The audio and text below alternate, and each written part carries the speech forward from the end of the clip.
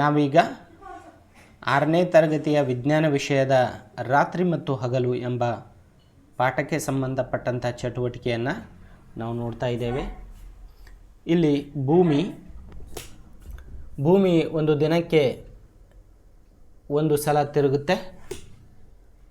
ತಿರುಗುವಂಥ ಭೂಮಿ ಸೂರ್ಯನಿಗೆ ಅಭಿಮುಖವಾಗಿದ್ದಾಗ ಅಲ್ಲಿ ಸೂರ್ಯನ ಬೆಳಕಿನಿಂದ ಆ ಭೂಮಿಯ ಪ್ರದೇಶ ಭೂಮಿಯ ಅರ್ಧ ಭಾಗ ಬೆಳಕಿನಿಂದ ಕೂಡಿರುತ್ತದೆ. ಅದನ್ನು ನಾವು ಹಗಲು ಅಂತ ಕರಿತೀವಿ. ಅದೇ ರೀತಿಯಾಗಿ ಸೂರ್ಯನಿಂದ ಹಿಂಬದಿಯಲ್ಲಿರುವಂಥ ಭೂಪ್ರದೇಶವು ಕತ್ತಲಿನಿಂದ ಆವರಿಸಿಕೊಂಡಿರುತ್ತದೆ. ಅದನ್ನು ನಾವು ರಾತ್ರಿ ಎಂದು ಕರೆಯುತ್ತೇವೆ. ಅದೇ ರೀತಿಯಾಗಿ ಆಗ ರಾತ್ರಿಯಲ್ಲಿ ನಾವು ಬೆಳಕನ್ನು ಪಡೆಯಲು ವಿದ್ಯುತ್ ಶಕ್ತಿಯ ಒಂದು ಸಹಾಯವನ್ನು ಪಡೆದುಕೊಂಡು ಬೆಳಕನ್ನು ಪಡಿತಾ ಇದ್ದೇವೆ.